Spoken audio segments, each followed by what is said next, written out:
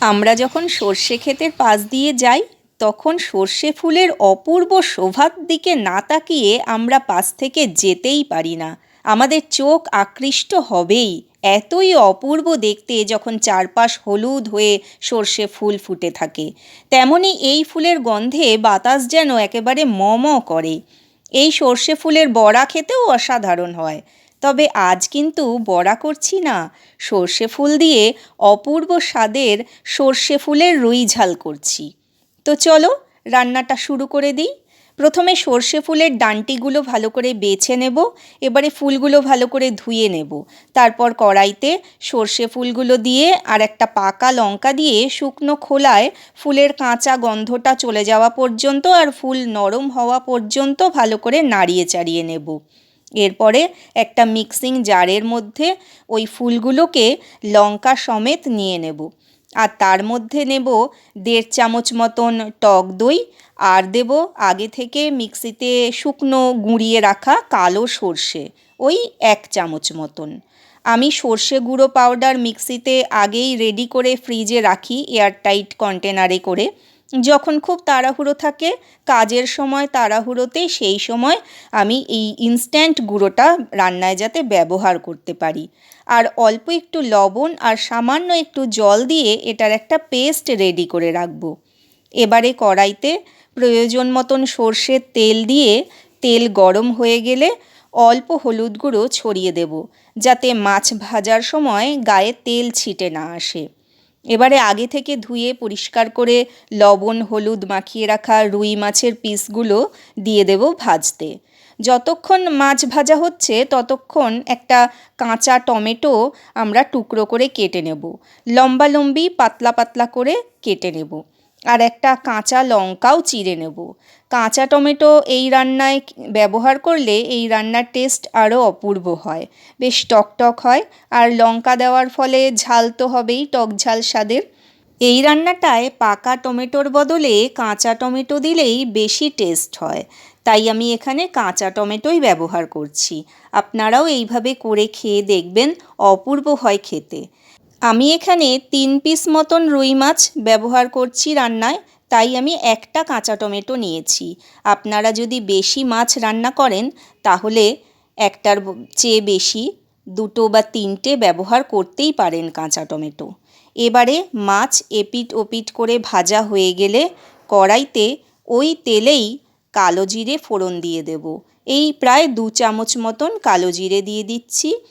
আর একটা চেরা কাঁচা লঙ্কা এর মধ্যে দিয়ে দিচ্ছি ফোড়নে। দিয়ে ফোড়নটা ভাজা হয়ে গেলে টমেটোর টুকরোগুলো এর মধ্যে দিয়ে দেব। আর একটু লবণ আর একটু হলুদ গুঁড়োও এর মধ্যে দিয়ে দেব। লবণ দিয়ে টমেটো ভাজলে টমেটো থেকে জল ন্যাচারালি বেরিয়ে যায় এবং তাড়াতাড়ি গলেও যায় টমেটোটা, ফলে খেতেও বেশ টেস্ট হয়। এবং টমেটোটা মিক্সিতে পেস্ট না করে দেওয়ার এই কারণ যে টমেটোটা খাওয়ার সময় মুখে পড়লে বেশ খেতে ভালো লাগে। সর্ষে ফুল বাটার সময় তো আমরা লবণ আগেই ব্যবহার করেছিলাম, তাই একটু বুঝে প্রয়োজন মতন এখানে লবণটা ব্যবহার করতে হবে টমেটো ভাজার সময়। এবারে টমেটো ভাজা হয়ে গেলে আগে থেকে বেটে রাখা সর্ষে ফুলের ওই পেস্টটা কড়াইতে দিয়ে ভালো করে নাড়িয়ে চাড়িয়ে কষিয়ে নিতে হবে। আর কাঁচা টমেটো তো একটু টক হয়, তাছাড়া টক দইও তো আমরা আগেই ব্যবহার করেছি ওই পেস্টটা বানানোর সময়। তাই রান্নাটা যাতে বেশি টক স্বাদের না হয়ে যায়, ব্যালেন্স থাকে, তার জন্য সামান্য একটু চিনি দিয়ে দেব। এবার কষানো হয়ে গেলে মিক্সির বাটি ধোয়া জল দিয়ে দেব। আর প্রয়োজন মতন জলও একটু দিয়ে দেব, যাতে মাছগুলো ঝোলের মধ্যে ফুটে ভালো করে সেদ্ধ হয়ে যায় আর মাছের মধ্যে সর্ষে ফুলের ঝালের যে ফ্লেভার সেটাও চলে আসে। এবং আঁচটা আমরা এই সময় কমিয়েই রাখবো। আর একটু ঢাকনা দিয়ে কম আঁচে করলে যে কোনো রান্নাই খেতে অপূর্ব হয়।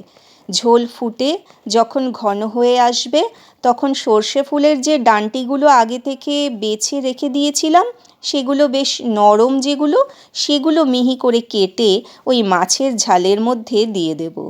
ওই যেমন করে আমরা রান্নায় ধনেপাতার ডাঁটি ব্যবহার করি, খেতে বেশ টেস্ট হয়, ঠিক সেই রকমভাবে।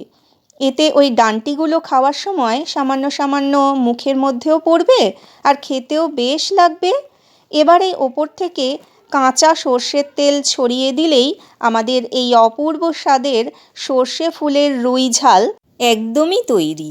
একটা পাকা কাঁচা লঙ্কা কাঁচি দিয়ে কেটে নেব বেশ সুন্দর ফুলের মতন দেখতে করে, দিয়ে সেইটা দিয়ে সাজিয়ে নিলেই অসাধারণ দেখতেও হয়ে যাবে। যে কোনো রান্নাই একটু গুছিয়ে পরিবেশন করলে রান্নার মান যেন আরও বেড়ে যায়, তাই না বলুন? দুপুরে গরম গরম ধোঁয়া ওঠা ভাতের সাথে এই সর্ষে ফুলের রুই ঝাল পেলে এক থালা ভাত নিমেষেই শেষ হয়ে যায়। এই ফুল দিয়ে অন্য মাছ, এই যেমন ধরুন চিংড়ি মাছ রান্না করলেও অসাধারণ হয় খেতে। আর গরম গরম ভাতে প্রথম পাতে যদি এই ফুল বাটা হয় সেটাও খেতে দারুণ হয়। আবার কখনো এই ফুল দিয়ে করা অন্য কোনো একটা রেসিপি আপনাদের সাথে অবশ্যই শেয়ার করে দেব, আপনারা দেখবেন।